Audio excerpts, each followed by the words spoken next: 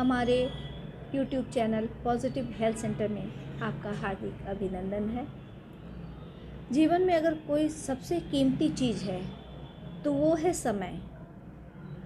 लेकिन अगर हमें समय प्रबंधन कौशल नहीं आती हो तो हमारे लिए ये बहुत मुश्किल हो जाती है, क्योंकि समय हमारे पास वही 24 घंटे का होता है। अगर हम इस कौशल में हुनर प्राप्त हैं तो हम कम से कम समय में अधिक से अधिक उपलब्धियां प्राप्त कर सकते हैं, सफलताएं प्राप्त कर सकते हैं। हमारी आज की चर्चा का विषय है समय प्रबंधन के 11 प्रभावशाली नियम। कुछ नियम हैं, अगर हम उनका पालन करें तो हम समय प्रबंधन कौशल में निपुण हो जाते हैं। ये कौशल क्या है? ऐसे तो अनगिनत हैं, कोई गिनती नहीं है, लेकिन मुझे जो महत्वपूर्ण लगा उसके विषय में मैं चर्चा करने जा रही हूँ। जैसे number 1, determine what is urgent. हमें सर्वप्रथम ये निर्धारित करना चाहिए कि अर्जेंट क्या है।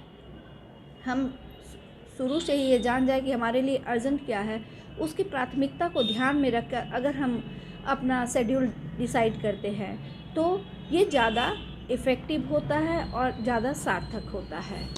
Don't over commit.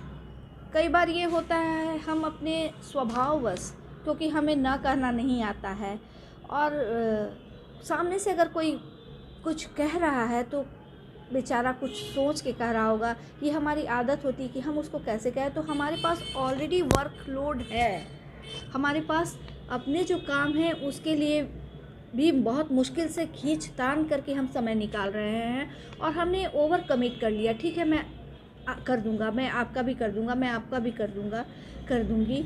लेकिन ये ओवर कमिटमेंट जो है ये हमारे ना सिर्फ स्ट्रेस लेवल को बढ़ाता है, हमारे टाइम मैनेजमेंट के लिए सबसे बड़ा बाधक बन जाता है, क्योंकि हमारे काम का जो शेड्यूल्स होता है उसमें ये ओवर कमिटमेंट उसकी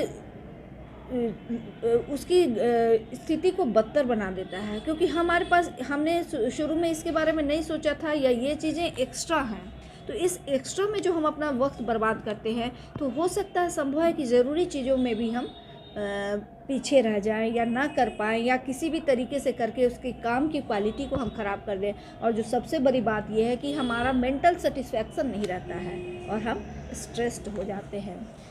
जो तीसरी जो सबसे बड़ी बात है वो है have a plan for your time. ये ऐसा क्यों होता है? क्योंकि हमने प्लान डिसाइड ही नहीं किया होता है। अगर हम अपने समय का प्लान बनाए रहेंगे तो ओवर कमिटमेंट से ऑलरेडी हम बच जाएंगे। तो जो हमारा अलग इसके बाद वाला जो है नियम वो है कि हमें अपना टाइम शेड्यूल जो है उसके लिए प्री प्लान करना चाहिए।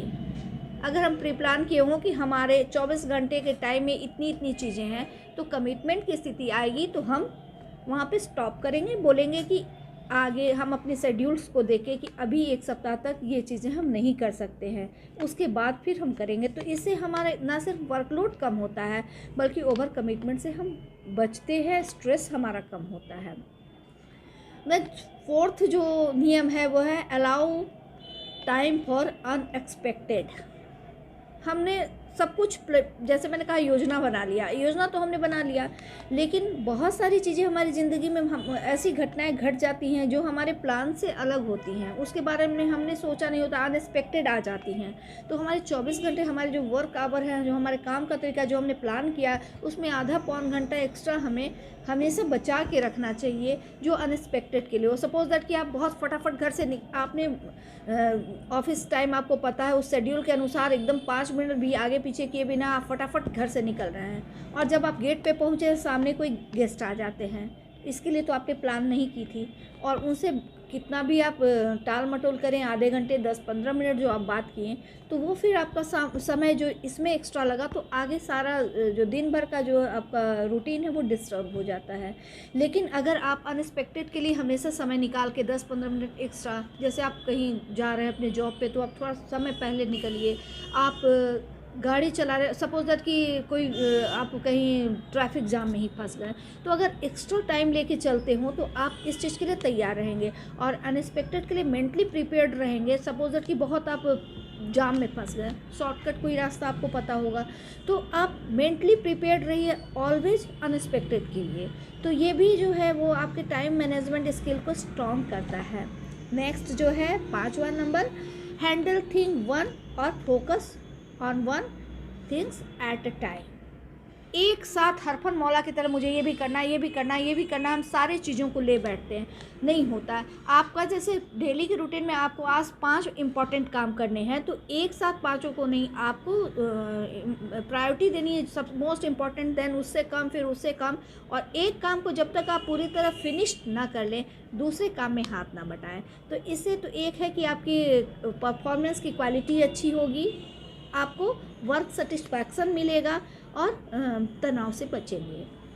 तो ये जो हम लोग करते हैं ये हमारे लिए काफ़ी फ़ायदेमंद होती है।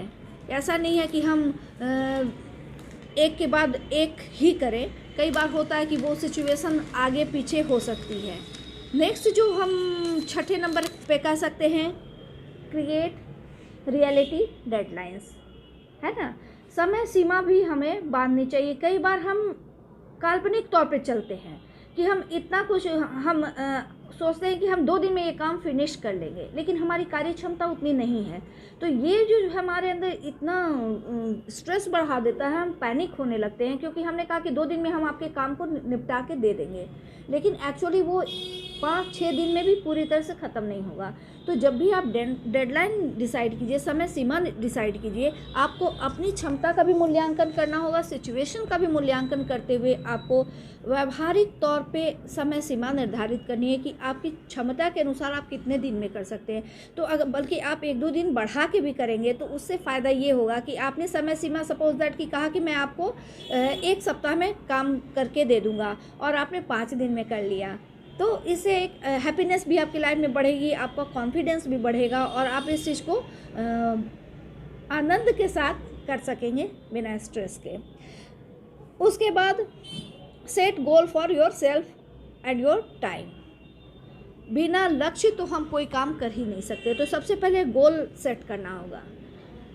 गोल भी होता है, जो लक्ष्य होता है, एक शॉर्ट टर्म गोल होता है, एक लॉन्ग टर्म गोल होता है। तो पर डे आपका शॉर्ट टर्म गोल डिसाइडेड होना चाहिए। उसको आप हो सके तो एक रात पहले ही डायरी में आप उसको कहीं नोट कर लीजिए कि कल के मेरे इतने इतने गोल्स हैं, उसको मुझे अचीव करना है। शॉर्ट थोड़े थोड़े हों, आपकी जितनी क्षमता उसे थोड़ा कम करके ही आके, बढ़ा के नहीं आके। और जब आप काम फिनिश करके जब रात में आते हैं तो उस डायरी में चेक आउट करिए, और आप देखिए कि आपने गोल डिसाइड कर लिया, टिक मार्क करते जाइए। हो सकता है शुरू में आप गोल अपने जितना आपने डिसाइड किया नहीं कर पाते हैं, लेकिन धीरे धीरे आदत हो जाएगी, आप पर डे अपने सारे जो गोल आपने डिसाइड किए हैं आप उसको फुलफिल कर पाएंगे। तो इससे भी बहुत सेटिस्फैक्शन मिलता है और समय की बचत होती है। डेवलप रूटीन, ये सारी चीज़ें तभी संभव है जब आप अपने रूटीन को डेवलप करने की आदत डालें। ब्रेन को आप डिसिप्लिन में रखें। आपका रूटीन फिक्स होना चाहिए कि मुझे इतने घंटे ये वर्क करना है, इतने घंटे बाहर का काम करना है, इतने घंटे घर का करना है, बच्चों पर करना है। तो आप अगर अपनी रूटीन बनाए रखेंगे तो रूटीन से ही आप अपने गोल को भी डिसाइड कर सकते हैं, आप रियलिस्टिक डेडलाइन भी स्थापित कर सकते हैं। ये सारी चीज़ें आपकी तभी संभव है जब आपका रूटीन डेवलप करने की हैबिट हो। तो ये बहुत हेल्दी हैबिट है, आपको ज़रूर करनी चाहिए। एलिमिनेट और मिनिमाइज डिस्ट्रैक्शन। सब चीज़ हम लोग करते हैं, जब सामने में डिस्ट्रैक्शन आता है वो सारी चीज़ों में बाधा पैदा कर देता है। हमने गोल डिसाइड कर लिया, सब चीज़ कर लिया, लेकिन डिस्ट्रैक्शन जो है वो हमें लक्ष्य में से जाने से रोकता है। तो आप सडन स्टॉप तो नहीं कर सकते, लेकिन कोशिश करिए कि जो भी डिस्ट्रैक्शन है उसको आप स्टॉप करिए।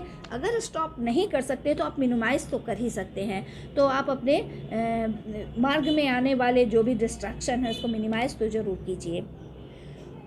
आउटसोर्स टास्क और डेलीगेट्स, जो काम आप कर सकते हैं कीजिए, लेकिन आपकी ज़िंदगी में बहुत सारे छोटे मोटे ऐसे भी काम होंगे कि उसको आप निसंदेह दूसरों को दे सकते हैं, जो उस काम को आपसे भी बेहतर तरीके से कर सकते हैं। चाहे ये आपका वर्क फील्ड हो जॉब का जगह हो या आपके घर की चीज़ें हो, अगर छोटी मोटी चीज़ों में आप किसी से हेल्प ले रहे हैं या आप किसी को काम डिवाइड कर दे रहे हैं, बांट ले रहे हैं, तो ये बहुत अच्छी आदत है। इसमें ईगो नहीं आनी चाहिए कि मैं ये नहीं कर सका या मैं नहीं कर सकी।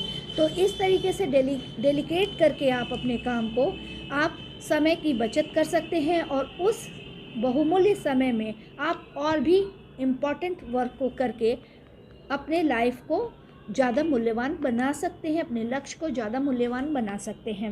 And last but not least and most important, leave time for fun and play.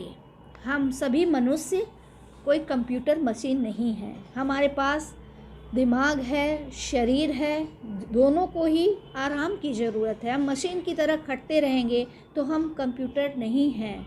हमें अपने जीवन में आनंद की ज़रूरत है, आराम की ज़रूरत है, मनोरंजन की ज़रूरत है।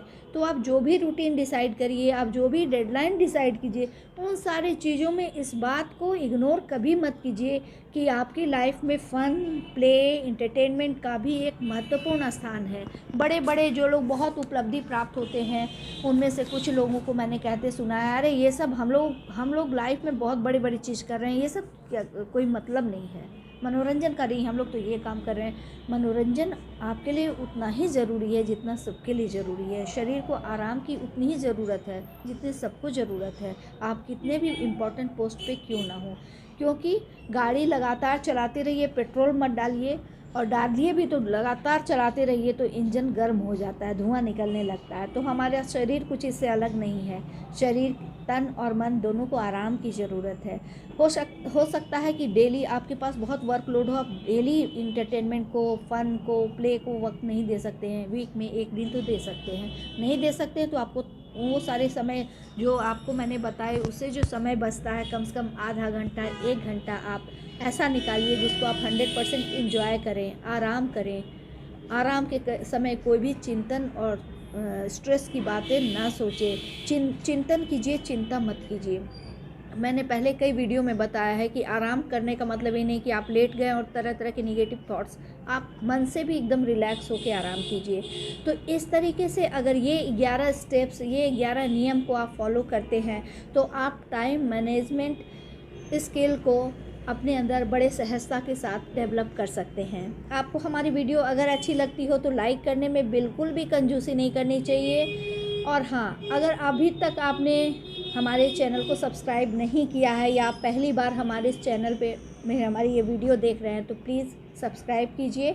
बेल आइकॉन को प्रेस करना बिल्कुल मत भूलिए ताकि मेरे लेटेस्ट वीडियो से आप अवगत रहें, आप देख सकें, अपडेट रहें। और हाँ, अधिक से अधिक लोगों को शेयर तो बिल्कुल भी कीजिए, क्योंकि शेयर करने से ही अधिक से अधिक लोग इससे लाभान्वित होंगे। Thank you.